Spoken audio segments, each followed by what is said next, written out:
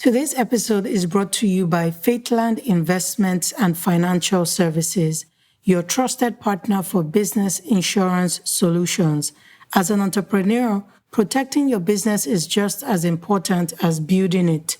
Faithland Investments and Financial Services helps you safeguard what matters most with tailored business insurance solutions designed to keep you covered through every stage of growth.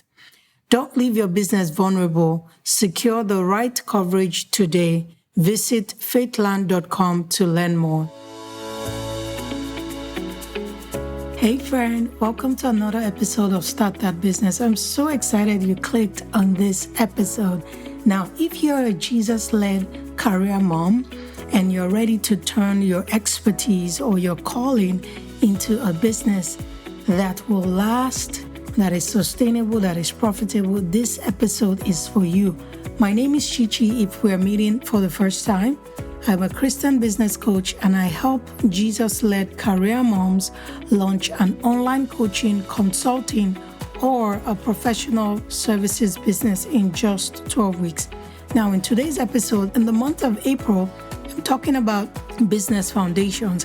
What are the foundational things we need to do to build a sustainable and a profitable business? In today's episode, I'm breaking down the non-negotiable, yes, I said that, branding and website foundations you need to have to look professional, attract your dream clients, and launch with confidence. Of course, without getting overwhelmed. We don't do overwhelm here.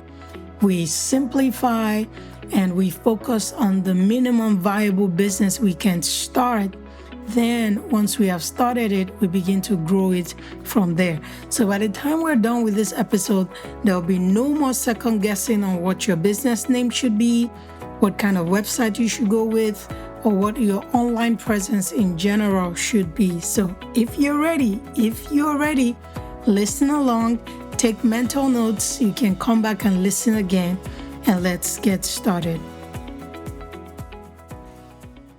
Before I jump into today's episode, I recommend that you go listen to episode 92. Episode 92 was a guest interview I had with award-winning graphic designer Danielle Labonte, where she spent time going into details on what you need to think of when you're thinking of branding, especially when you're starting out as an entrepreneur for the first time for your service-based business. She spoke a lot about different branding elements that I'm not going to go into in today's episode. So I recommend that you go listen to episode 92. You will get so much more about branding. And when you add it to what I'm going to talk about on today's episode, you will be all set to lay your branding foundation so that you can start your business.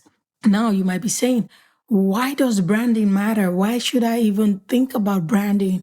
Now, branding sets you apart from other businesses. Think about branding like giving birth to a child, giving birth to a baby. Now, if you're a mom listening, maybe you have one child or you have two or three or four. The way you are able to differentiate each child from themselves is one, by the name you give them.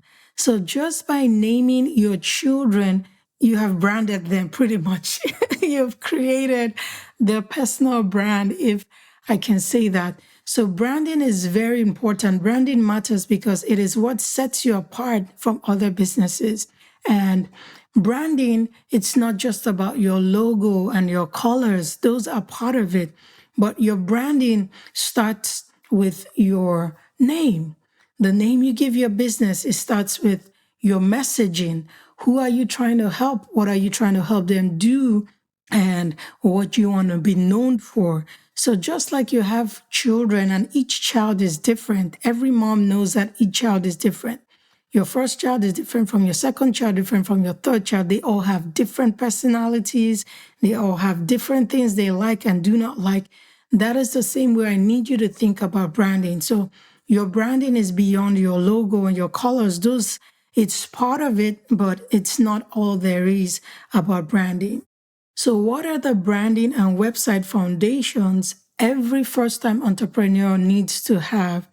Now, the first is what I call your brand identity basics. These are the basics, these are non negotiable when you're starting either an online coaching business, consulting, or professional services. These are the branding basics you must have. And I'm going to break it down so that you do not get overwhelmed when you are walking through this branding basics. So, under your branding basics, the first thing you need to have is a business name. Yes, just like I gave the example about children, every child has a name. Each name distinguishes the child. So, the same way you think about naming your children, you should also think about giving your business a name.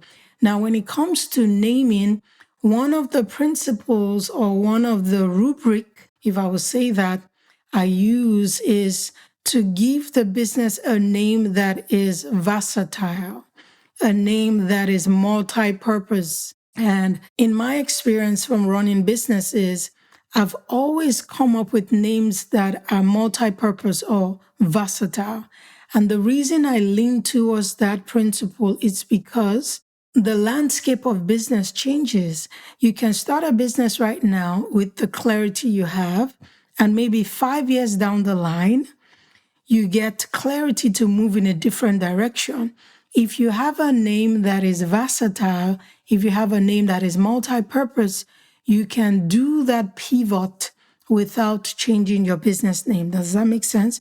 Now, I'm not saying you can't change your business name 5 years or 10 years down the line. You can do that, but I tend to err on the side of giving a name that is versatile. So for my coaching business, I put my name there as Chichi Komadu. Now, Chichi Komadu is doing online coaching. Tomorrow, Chichi Komadu can decide to focus on just speaking at conferences. And I don't have to change my name because my name is unique enough. My name is versatile enough. My name is multi-purpose enough. So Chichi Komadu is a coach today. Tomorrow, she can be a speaker. 5 years from now, she can decide to start something completely different. But that name, Chichi Komadu, is able to carry me along regardless of the direction I choose to go. So does that make sense? Do you understand what I mean by versatile and multi-purpose? Now, if I go with Chichi Komadu Coaching as my business name, it is good because it's specific, but it locks me into coaching.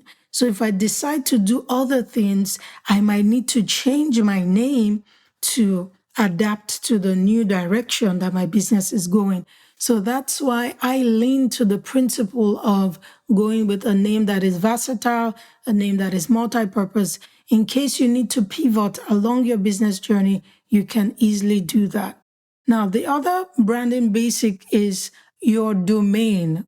So a domain, think about a domain like purchasing a piece of land that has absolutely no structure on it, no house on it, nothing. So a piece of land that is just bare, it's just the grass that's on it or trees are on the land. That is what a domain is. When you purchase a domain, you're purchasing a piece of land on the web, and you're saying, this is where I would like to build a future home for my business, a future online home for my business. Once you have purchased that domain, when you are ready to create your website now becomes the house that you build on the land. Does that make sense? So you have your domain. Your domain is a piece of land, it's empty, there's nothing on it. Your website is the digital house you choose to build on your digital land. So if you bought a physical land, when you buy that land, they give you an address. Even though the land has zero house on it, that land still has an address. If I put the address of that land into Google Maps, it will show me a dot and it might show me a picture of just the land bare with no house on it. But the moment I build a house on that land and I put in that same address, now Google will show me like a picture of maybe the front of the house or the top view of the house and all of that. It's the same way for your domain. Your domain is your digital land. Then when you build your website is your digital home where that is sitting on your domain name. So that's why when you register your domain, an example of a domain name is startthatbusiness.com. That's a domain name.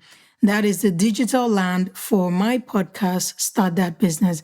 Now, when I create a website and I link it to my domain, whenever you go to startthatbusinesspodcast.com, it will take you to the digital home of my podcast. Does that make sense? So that is the second branding basics you need to have for your business. The third one you need to have is what I call a text-based logo. This is the very basic you need to have. A text-based logo and a color palette. This is where a lot of people get stuck. This is where a lot of people get overwhelmed. This is where a lot of people get into analysis paralysis. Now, a text-based logo is simply the name of your business written out in a nice fancy font or a nice fancy Google font or any font you choose. This is the list you should have when you're starting. You don't need to have like an icon yet. You can start with a text logo. Google logo is a text logo. Coca-Cola logo is a text logo. So think of the name of your business written out in a really fancy way using a fancy font. That is what a text-based logo is. And there are a lot of templates that you can purchase that already have some really good fonts, and all you're doing is just changing the text to your business name. That's a good place to start. In episode 92, in my conversation with Danielle, she encouraged that. She's like, if you're not at a point where you can hire a graphic designer, go with a template. Purchase a logo, a text-based logo template, and just put your business name in there and start with that. There are also template color palettes, and I'm going to drop some resources in the podcast description where you can access font pairings for logos, color palette templates, where you see a whole bunch of color palettes already arranged for you, and you can pick the one that best suits you. Remember, the whole idea here is to pick something to start with. It doesn't mean you're going to be stuck with this logo for the rest of your business, or you're going to be stuck with this color palette for the rest of your business. The goal here is to pick something to start with. Then along the line, when your business has grown, when you've gotten more clarity on the people you're serving, when you have served clients, then you have enough data to now go for hiring a graphic designer and doing something more fancy. But the goal here is to get started. So a text-based logo and a color palette is also a basic brand identity item you need to have. The fourth thing you need to have on the brand identity basics is what I call your brand messaging. Now, in episode 85, I had a guest interview with Maya Elias. She is like the brand messaging queen, the brand messaging queen expert, whatever you want to call her. And she went into detail describing the things your brand messaging should answer. The questions, I think she gave 3 questions your brand messaging should answer. So I encourage you to go listen to that episode. Just to do a recap, your brand messaging should answer, who do I serve? Who do I serve? At the beginning of this episode, you heard me say that I help Jesus-led career moms start a service-based business. Those are the people I help. So your brand messaging should have who you serve, what transformation do you help them achieve? In my opening, I said I help Jesus-led career moms start a service-based business. So starting the service-based business is the transformation that I help them achieve. Then what do you want to be known for? I introduced myself. I said, I am a Christian business coach. That's what I want to be known for. So you need to use these 3 questions to create your branding message. Some people call it your I help statement. You might hear people say, oh, what is your I help statement? What do you help people do? So you need to spend time and think about it. It doesn't have to be perfect on the onset. You just need something to start with. I've had to revise mine over and over again as I get more clarity on who I've been called to serve, what I'm helping them do, and what I want to be known for. Now that we have the brand identity basics nailed, I want us to switch gears and talk about the website essentials. So now that you have your branding done, you have your business name selected, you have your domain name registered, you have a text-based logo and a color palette to start with, and you have your first draft of your brand messaging. Now, what should you do on the website essentials? Now, the essential things you need to have for your website is you don't need to go for a full scale 3 to 5 page website at the beginning because you might not have enough content. You might not have enough content to fill up a 3 or 4 or 5 or 6 page website. But when you look at someone that is already doing the business, you might be tempted to think that you need 3 or 5 or 6 page website. That person has been doing this business for 5 years, for 6 years. They've gathered enough data, they've gathered enough content to be able to fill up a 5 page or a 6 page website. You are just starting off. You might just have enough to fill up only 1 page, and that's okay. That's where you need to start. So your website should be simple when you're starting. Start simple, and your website should answer the question, how can I help you? So when your potential client or your potential customer comes to your website should be able to answer, how can you help me? That's the question they're asking in their mind. How can this person help me? So your website should be able to answer that question. I recommend that you start with a 1 page website with 5 key sections, or you start with a 1 page links website. I will explain what I mean by that. A 1 page links website, maybe you have seen one of those. When you go to someone's Instagram account, you might see a link that they put on their profile. Instagram lets you put only one link in your Instagram profile. That a lot of people put their 1 page link website there. When you click on it, it opens a page that has different links to the key information that you want your prospective customers to have. So it can be a link to your lead magnet or your freebie. It can be a link to your services that you offer. It can be a link for them to contact you. It's just a 1 page links website. Examples of that are Linktree, bio sites. I think I've done a whole episode on how to create a 1 page links website. I will link it to the podcast description so that you can grab that if you want to start by creating that. It's just a page that has links to key information your potential customer should know. Now, if you move from having a 1 page links website, you can take it a step further. You can create what I call a 1 page website that has 5 key sections. It's a 1 page website. It will have your brand message on it, which is your I help statement. So on the very top, it will say, I help Jesus-led. I'm just giving an example now with my own brand message. On the top, it will say, I help Jesus-led career moms start a service-based business in 12 weeks. So that will be one section. It will be your brand message. The next section will be the services or your offer. What are you offering them? How are you going to help them achieve the transformation that you're promising? Then the third section should be a section where you have either your long form content, if you do have one. Long form content is simply a blog, a podcast, or a vlog. So if you have that, you can put that in that section. If you don't have a long form content, you can put your lead magnet or your freebie in the third section. Now, the fourth section should have a way for them to contact you, your contact details, and the fifth section should have a section that talks about you. Now, notice that I put about you on the bottom because when your potential customer comes to you, they want to know, how can you help me first before they go to about you to learn about all the pretty little things you have to say about yourself.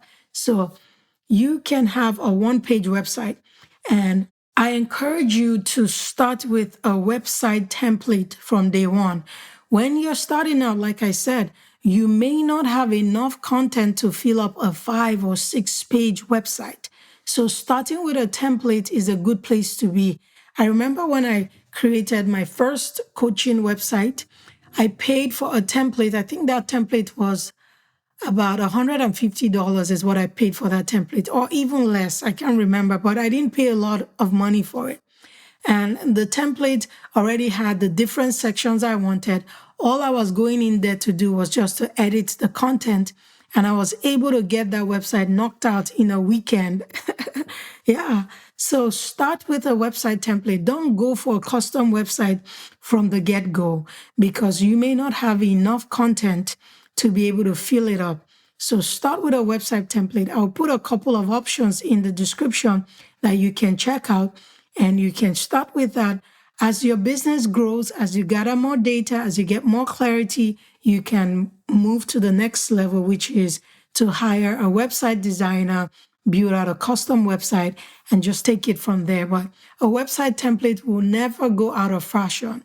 It's always a good place to start. And even to continue, there are many website templates so sophisticated that when you see them, you don't even know that is a template, because that's how good they are these days. So these are the website essentials you need to have to launch your website. All right, so what are your action steps? What are you going to do based on the information you've gotten from this episode? The first thing I need you to do is to pick a business name. Now, do not get overwhelmed here.